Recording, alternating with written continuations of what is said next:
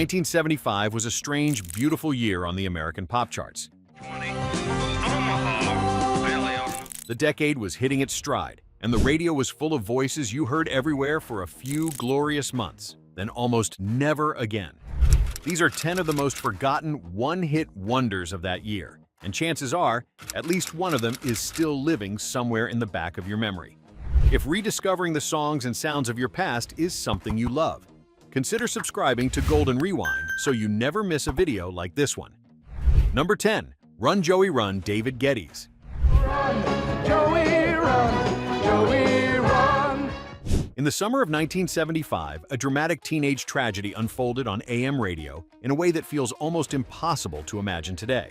David Geddes, a Michigan-born singer with virtually no prior national profile, released a story song so operatic in its melodrama that it shot straight to the top 5 on the Billboard Hot 100. The song told the story of a young couple, an angry father, a gun, and a fatal misunderstanding, all set to a sweeping orchestral arrangement with spoken-word interjections that made listeners feel like they were watching a film.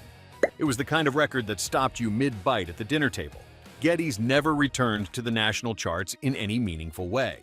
Run Joey Run remains one of the most dramatic pop singles of the entire decade, a record that somehow combined soap opera, teen ballad, and Greek tragedy into 3.5 minutes of pure, unforgettable radio.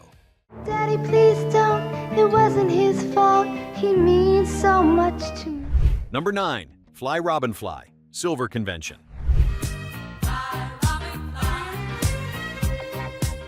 By late 1975, disco was beginning to take over American dance floors, and no record made the case more efficiently than this one. Silver Convention was a West German studio group assembled by producer Michael Kunze and arranger Sylvester LeVay, and Fly Robin Fly contained exactly 6 words of lyrical content. 6 words, repeated. For nearly 3.5 minutes, it reached number 1 in the United States and stayed there for 3 weeks. The song won a Grammy Award for Best Rhythm and Blues Song, which still surprises people when they hear it. Silver Convention had a modest follow-up hit the next year, but nothing that came close to matching the cultural moment of Fly Robin Fly. The group faded quickly, leaving behind one of the purest distillations of the early disco sound ever committed to vinyl. Number 8. Don't Call Us, We'll Call You, Sugarloaf. Don't call us.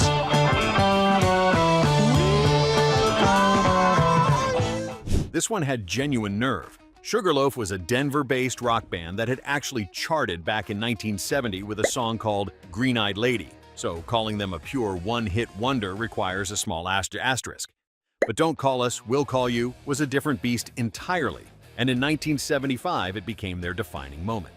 The track was a sharp satirical jab at the record industry, featuring snippets of real songs embedded in the production and a repeated phone sound effect that drove the point home with almost comic precision. The song reached the top 10. It was funny, pointed, and surprisingly well-produced for what was essentially a novelty record. Sugarloaf broke up not long after, and Don't Call Us, We'll Call You became a curious footnote, a rock band's farewell letter to the industry dressed up as a pop hit. I've got a song to make you happy. I've got a song to lift you high. Number 7. Wildfire, Michael Murphy.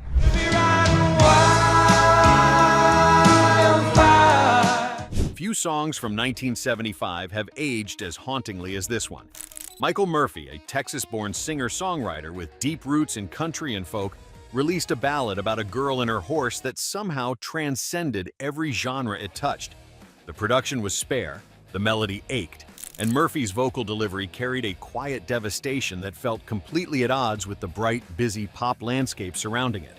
Wildfire reached number 3 on the Billboard Hot 100 and became a genuine radio phenomenon. Murphy went on to a solid career in country music, but this song remained his one moment of mainstream pop crossover. For many listeners of a certain age, those first 4 bars on acoustic guitar still produce an almost involuntary emotional response. Some records just get into the walls of a person. Wildfire is one of those records. At the dark of the moon, I planted.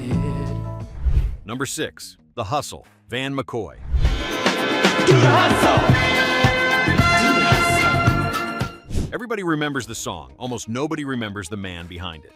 Van McCoy was a veteran arranger, songwriter, and producer who had spent years working behind the scenes for other artists before stepping into the spotlight himself in 1975.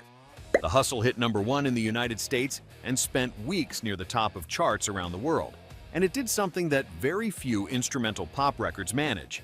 It taught millions of people a specific dance while simultaneously becoming the defining sound of early disco. If you were watching from home this week and this song just transported you somewhere, drop a comment and let us know where you're watching from. We love hearing from the Golden Rewind community. McCoy passed away in 1979 at the age of 39, leaving behind a legacy far larger than most casual listeners ever realized. He wrote and produced records for artists including Gladys Knight, Aretha Franklin, and many others. But The Hustle remains the piece of work that carries his name into every conversation about the 1970s. Number 5. Feelings, Morris Albert.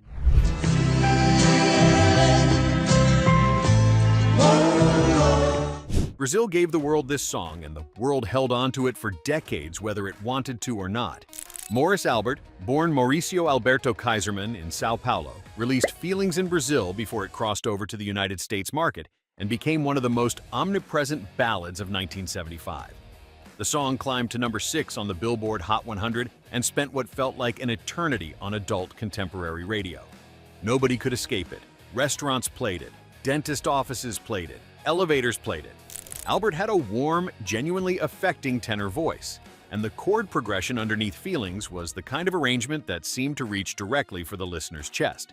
He never followed it with anything that registered in the American market. Feelings was his entire American story, beginning and end, and yet it was enough to make him permanently famous in multiple countries simultaneously. Number 4. Mr. Jaws, Dickie Goodman.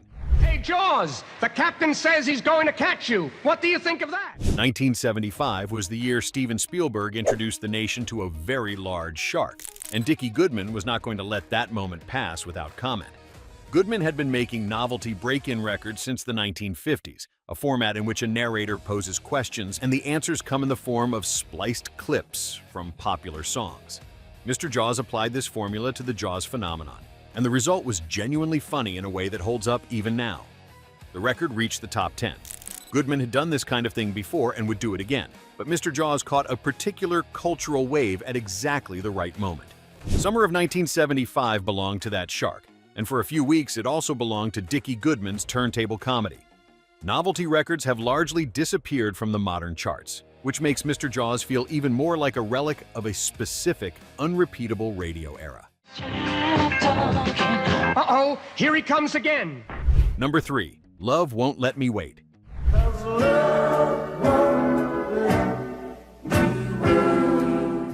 Major Harris, quiet, unhurried, genuinely sensual in a way that made it remarkable for its era. Major Harris was a Philadelphia soul singer who had spent time with the Delphonics before going solo, and in 1975 he released a ballad so slow and intimate that some radio programmers reportedly hesitated before adding it to their playlists. They added it anyway. Love Won't Let Me Wait reached the top 5 on the Billboard Hot 100 and climbed even higher on the rhythm and blues charts. Harris had a voice built for exactly this kind of material, smooth and unhurried, with a delivery that never seemed to be in any particular rush to get to the next note. He never replicated the commercial success of that single. The Philadelphia soul machine that produced his moment moved on to other artists, other sounds. But Love Won't Let Me Wait remained a fixture on slow jam radio for years afterward, proof that sometimes one perfect record is enough. Time is right. Number 2. Chevy Van, Sammy Johns. Woke up and took me by the hand. She's gonna run me in my Chevy van. This one drifted in on a warm summer breeze and never entirely left. Sammy Johns was a North Carolina singer-songwriter who had been grinding through the regional music circuit for years before landing in the national spotlight with a song about a road trip, a stranger, and a fountain with a bed in the back. Chevy Van reached the top 5 in 1975 and became one of the most purely evocative singles of the entire decade, a 2-minute and 50-second postcard from an era when the open road still felt like genuine freedom. The song had an almost cinematic quality despite its simplicity. Johns never charted nationally again, But Chevy Van found its way into films, television commercials, and classic rock playlists for decades. General Motors did not pay for the endorsement, and by most accounts, the company was not entirely sure how to feel about it. The song endured anyway, carried forward by listeners who recognized something honest in it.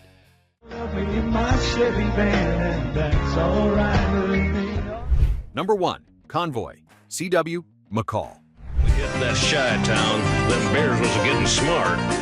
By the autumn of 1975, America had developed an unexpected fascination with citizens band radio culture, and no record captured that moment more completely or more joyfully than this one. C.W. McCall, the stage name of Bill Fries, a Nebraska advertising executive, released a song built around trucker slang, open highway imagery, and a spoken-word delivery so warm and self-aware that it felt less like a pop record and more like a letter from a friend.